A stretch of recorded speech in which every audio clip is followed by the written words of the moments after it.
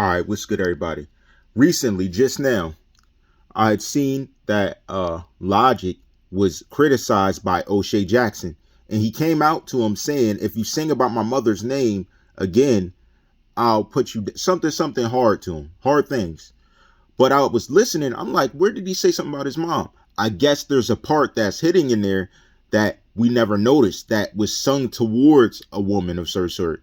But he came at him real serious. So it's reasoning, okay? Logic means reasoning, all right?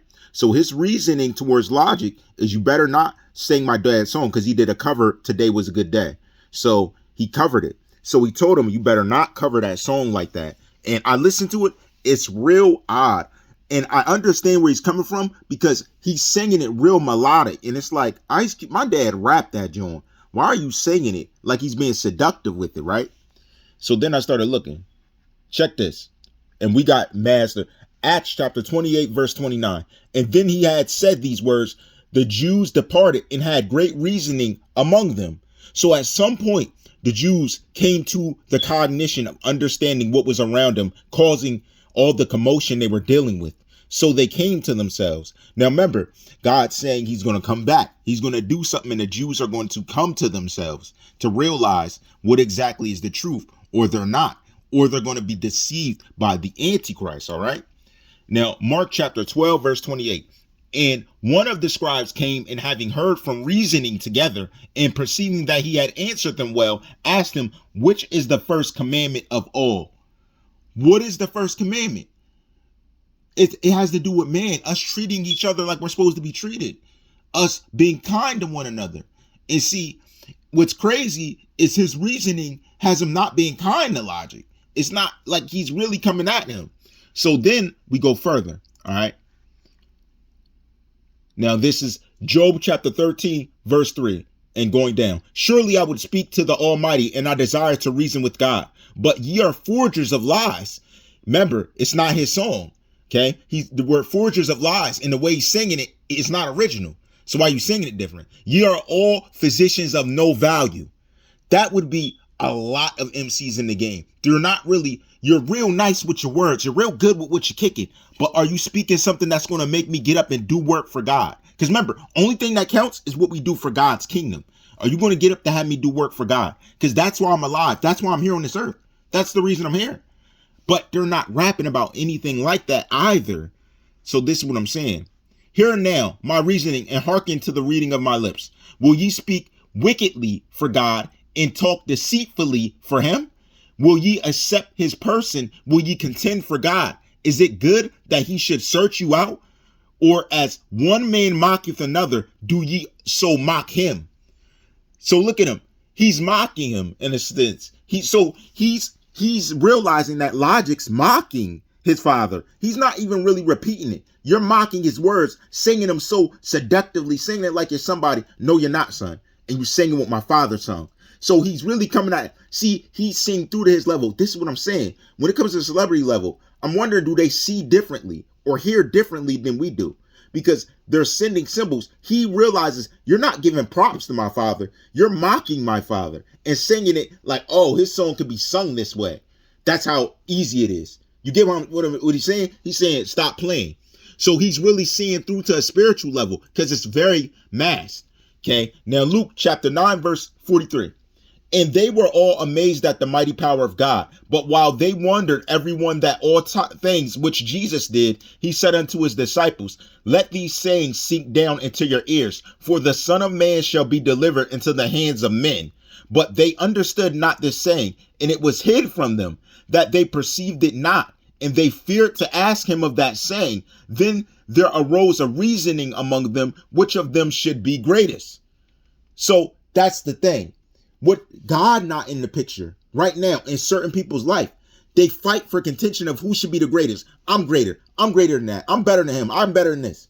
We're doing that all day when Christ is the idol of us all, the apple of our eye. He is the only worship that should be done. All these artists are literally mocking themselves regardless and mocking God. None of them make songs about God. They literally make songs not thinking about them, not doing it about themselves. Do you get how that's mocking God? Because he said it in the Bible. I read it episodes back. You make music. You make it for me or you don't make it. He has a problem with that. So we're coming to the understanding of exactly what he wants us to make music about. All these things I read to you, his reasoning, his greatest feats, everything he did for people. We're supposed to rap and sing about how that's done. There is a rap channel on here and I rock with it a lot. Forgive me for not knowing his name, but he makes music too, rap music, and he does it for God. I'll post this video so you guys can hear it. But that's what he does. God respects that. No matter how you like how it sounds, he respects that because it's for him. That's why he likes it. So you could say it don't sound great. All right, but it's for God. Should be greatest. And Jesus, perceiving the thought of their heart, took a child and set him by him and said unto them, whosoever shall receive this child in my name, receiveth me. Whosoever shall receive me, receiveth him that sent me. For he that is least among you all, the same shall be great. That's exactly what he thinks of us. If we receive him, that's the only way we become great. So if someone's great beyond that, like this at the celebrity level, that's why I said I don't know how. It's something they've done aside from trusting in him. Some of them, they trusted in him, and that's what he gave to them. You get me? It's a hit or miss. All right. And John answered and said, Master, we saw one casting out devils in thy name, and we forbade him because he followeth not with us. Oh, hold on. Because in that one, well, to finish that, he said, if you're doing it in his name, you're doing it in his name. He's using his name. He knows who it is. So the thing is, if you're doing that in his name, you're doing his work. And people will know. You can tell with someone, because you're not outright, everybody watch me. And you're praying for that. No, it's something subtle. You do it because you care. He puts it on your heart. Everybody who was the real I met, they didn't even really say nothing. They just walked up and did something miraculous. And I was like, and that's how I really knew. I knew it because they just did it. Okay, Mark chapter 2, we're starting at verse 3. And they come up into him, bringing one sick of the palsy, which was born of 4. And when they could not come nigh unto him for the press, they uncovered the roof where it was. And when they had broken it up, they let down the bed herein the sick of palsy lay. When Jesus saw their faith, he said unto the sick of the palsy, Son, thy sins be forgiven thee. But there were certain of the scribes sitting there and reasoning in their hearts, why doeth this man thus speak blasphemy? Who can forgive sins but God only? And immediately when Jesus perceived in his spirit, he didn't even say it. He saw it in him. He saw that he felt that way. Okay, seen it in his spirit.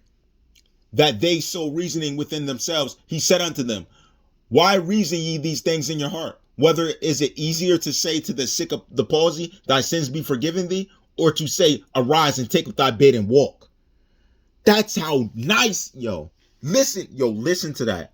He said to them, oh, you rather me say it this way? You rather me say it that way? He's saying, oh, me saying it this way was a problem. How about I say it like this?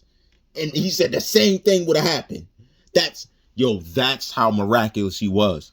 So when you ask me, oh, speaking this, the thing is, you need to hear about God. That's the thing. I'm sorry if your family didn't tell you about it. I'm sorry if you never read into it. I'm sorry if you're young and you missed this part of your life. Well, I'm here now, and I'm telling you, this is what you need to hear. This is what kept us through our lives. This is what every day we wake up to knowing. That's why you see them and you're like, people so peaceful. It's not peaceful. The peace is Jesus. And what I'm saying is, you can test people here and there, but you're going to run into the right Christ believer that really believes. And when he stands on what he believes in, that evil you're getting away with isn't going to happen. It's not going to happen. And you're going to be shocked.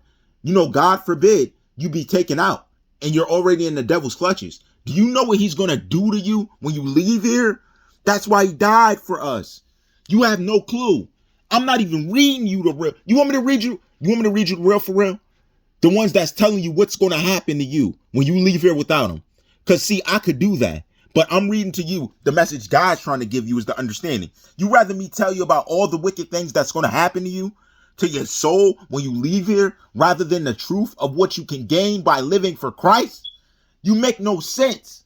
That's senseless. And I'm not talking to y'all. I'm just talking to the guy in the comments. That makes no sense. So you rather me not tell you what's going to really happen to you if you don't have a relationship with Christ. He tells us to. I'm doing his work. And I'm not saying this to be smart to anyone. I'm saying it because do you think I want to sit here and talk about, you already said it. The dude said it. You knew what my content used to be. I wouldn't break my content to talk about this if it wasn't important. I only talk about important stuff. I'm telling you the truth. I'm trying to help you before you face something else, man. It's going to get real because you don't even know what's right around you. And I tell you that, you guys go, see, I can only talk for real with the people who know. There's people on here I talk to that y'all see talking that you don't even know we talk.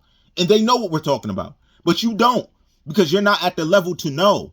And that's the thing. I'm trying to get you there because I don't want you freaking out. And it's important you understand that you're passing through this place. You're not here permanently. Your next life is the real life. Wherever you go to after this is the real you. Okay? I'm trying to help you, give you understanding. 2 Peter chapter 2, verse 1. But there were false prophets also among the people, even as there shall be false teachers among you, who privily shall bring in damnable heresies, even denying the Lord who had brought them, and bring upon themselves swift destruction. Right there. That's what we're going to be seeing. That's what's coming. It's going to be people who do not have a relationship with Christ. That's going to be leading a huge commandment of everything happening. What I'm telling you is these stories are giving you little excerpts, if they're defined by the Bible, not gematria, that lets you know what's happening in your life, that tells you what's going on, that tells you foreseen things and foresight. Okay? It's not gematria. You read it by the Bible. But most people are too lazy and don't want to read. I'm reading it to you. Exodus chapter 20, verse 16. Thou shalt not bear false witness against thy neighbor. So you don't lie against your neighbor. You don't lie about them. You don't make up things. You love your neighbor as you love your own, because then God can enact in your life. These little things you don't do in life, if you don't do it, whoever you are, they could cause issue between you and God. I'm trying to tell you the little things. Okay?